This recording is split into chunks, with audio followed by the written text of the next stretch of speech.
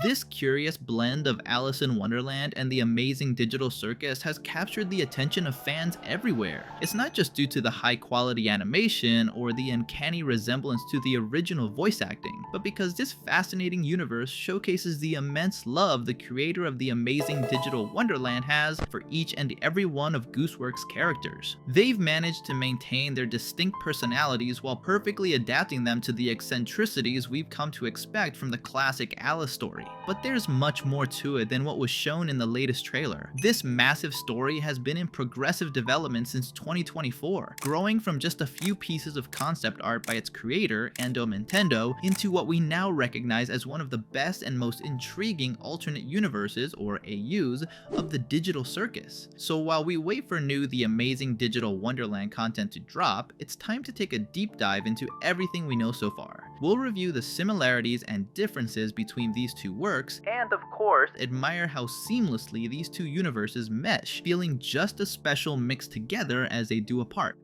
Despite its recent surge in popularity, this curious story has been developing slowly but surely since 2024. It scaled up from a general idea and some illustrations by creator Endomentendo to a collaboration with various artists, animators, and even voice actors, all to bring this idea to a wider audience. And boy, was it worth it. This isn't just a simple work that places digital circus characters in a different context or changes their personalities to fit a plot. Quite the opposite. What they've achieved with the Amazing Digital Wonderland is both a total reinvention and the perfect adaptation of the digital circus characters and lore. The most striking aspect of this alternate universe can be seen in its latest trailer, where both the characters and the narrative fit incredibly well into the Alice in Wonderland lore. We see Pomni as a confused yet curious version of the protagonist, Alice. Then there's Jax, transforming into the Cheshire Jax, this version of the Cheshire Cat, maintaining that annoying and playful attitude inherent to both the original cat and Jax himself. We'll look at those striking similarities between the digital circus and Wonderland characters in more detail later. But let's not get ahead of ourselves. How does this story of the Amazing Digital Wonderland actually begin? Remember that in the Amazing Digital Circus,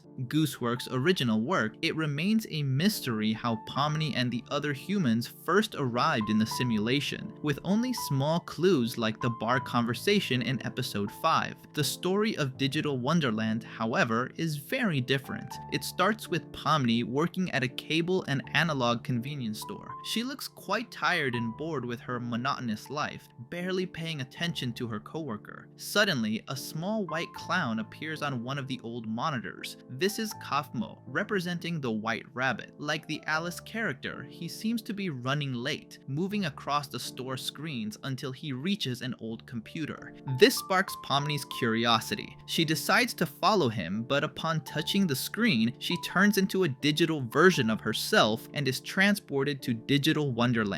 This is a clear reference to Alice following the White Rabbit down the rabbit hole, arriving in a zany world of nonsensical adventures. The same happens to Pomni. She arrives in a towering room surrounded by floating eyes and dentures. She continues chasing the white clown into the Forest of Forgetfulness, a confusing place that has her walking in circles without direction. It's the appearance of Cheshire Jax that helps Pomni get out of the forest, though not without annoying and confusing her for a good while first, making it clear that both he and this world are completely mad.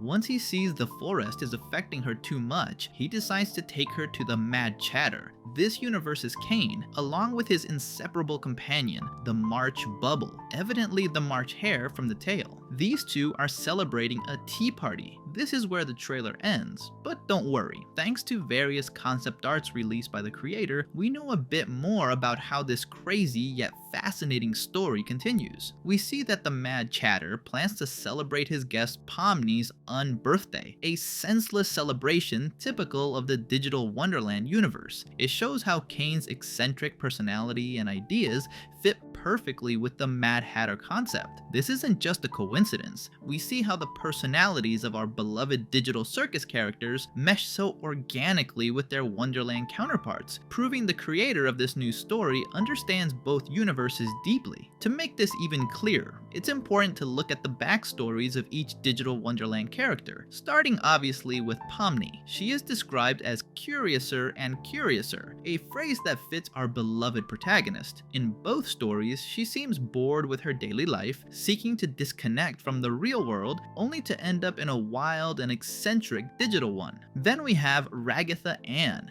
a mix of Ragatha and Mary Ann, the white clown servant obsessed with cleaning. She seems to be one of the sanest characters in Digital Wonderland, her main quirk being an obsession with work and being useful regardless of her own well-being, something very similar to the real Ragatha's personality. Interestingly, she states she doesn't tolerate disrespect from anyone, not even royalty, which has cost her head on more than one occasion. We know this will happen in the story, though she will be saved by the appearance of Cheshire Jax. Speaking of Jax, his version in this universe is a clear mix of the Purple Rabbit and the Cheshire Cat, sharing that annoying and playful attitude. However, we've been led to believe that in both the original Digital Circus universe and in Digital Wonderland, Jax's past and the loneliness he tries to keep hidden are key factors in the carefree demeanor he's known for. It's curious that Jax, being a rabbit, didn't take the role of the White Rabbit.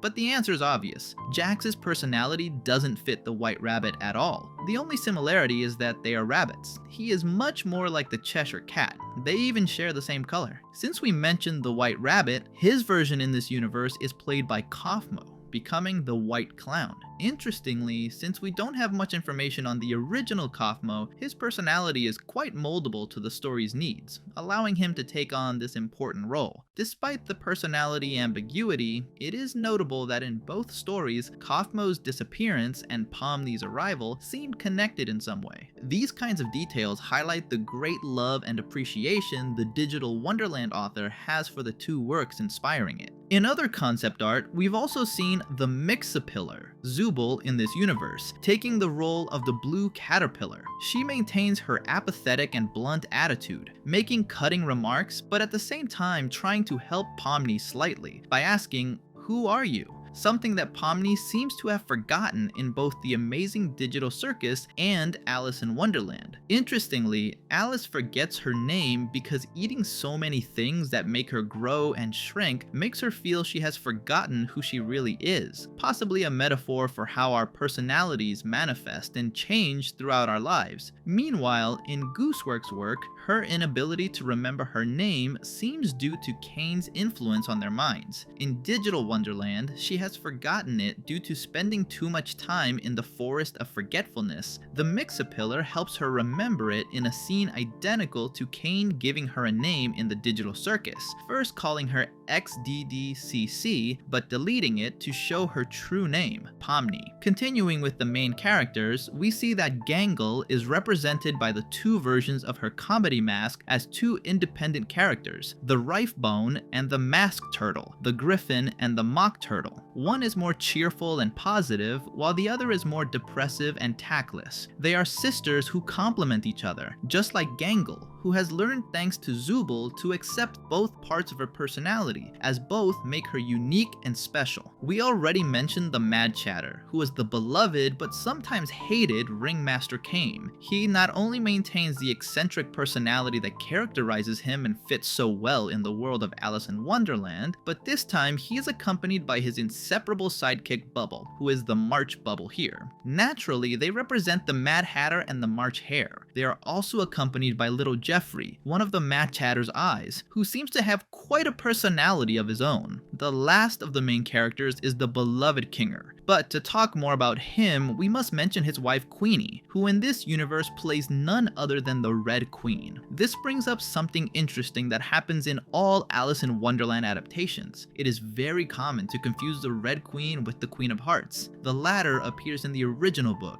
while the Red Queen appears in the lesser-known sequel Through the Looking Glass and What Alice Found There. This isn't exactly a sequel, but another dream of Alice's, which shares a few similarities in characters with the original, but has a totally different context. The first dream is mainly a card game, while the second is a chess match. This similarity causes confusion between the two queens. People often think it is the Red Queen who says the classic line, "off with their heads," when that is actually a phrase from the Queen of Hearts in the original work. In fact, Lewis Carroll himself clarified this confusion in a reduced version of the story, saying, "I pictured the Queen of Hearts as a sort of embodiment of ungovernable passion, a blind and aimless fury. The Red Queen I pictured as a fury, but of another type. Her passion must be cold and calm. She must be formal and strict, yet not unkindly, pedantic to the 10th degree, the concentrated essence of all governesses." Returning to the Digital Wonderland story, this same phrase is spoken by Queenie of this universe, who is a mix of the personalities of the Queen of Hearts and the Red Queen. Just as with Cosmo, knowing so little about Queenie's personality in the Amazing Digital Circus allows for even broader creative freedom, making it possible to see her fulfilling this Red Queen role without feeling inorganic or out of character. Having clarified that point, we can talk more deeply about Kinger, who is the Red King this time. He maintains his erratic and kind personality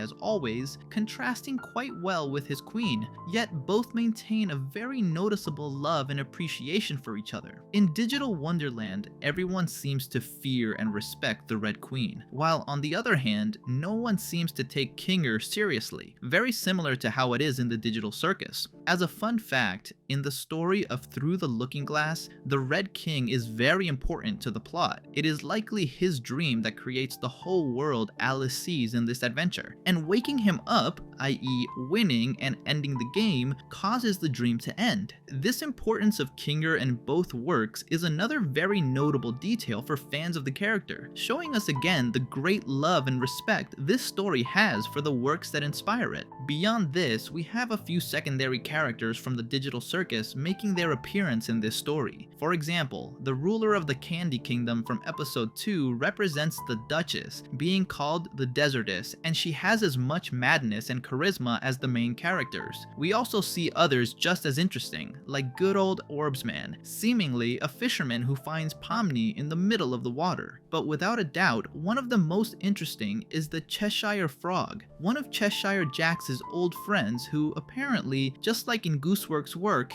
ended up abstracted. And this is where we remember one of the most interesting points of the Digital Circus, abstraction, and what causes it. Since this is a work that maintains and adapts the main themes of Gooseworx' work to the Alice in Wonderland universe, talking about abstraction was inevitable. Curiously, however, a few creative liberties seem to have been taken with this topic. Unlike the Digital Circus, in Digital Wonderland, there doesn't seem to be a distinction between humans and NPCs. We even see how Gummigoo himself was on the verge of falling into abstraction in this universe. Here, he is a loyal soldier in the service of the Red Queen, whose purpose is to defend and fulfill all his ruler's orders. But upon feeling he couldn't fulfill his orders and thinking he no longer had a purpose, we see him begin to abstract. Luckily, he seems to avoid it for the moment, but it leaves us wondering, what triggers abstraction in this new universe? We will answer this and many other questions as new content for the Amazing Digital Wonderland is released. So if you're interested in knowing more about this topic or any other, don't forget to leave it in the comments. I'll be reading them. In the meantime, stay tuned for everything this unique and interesting alternate universe has to offer.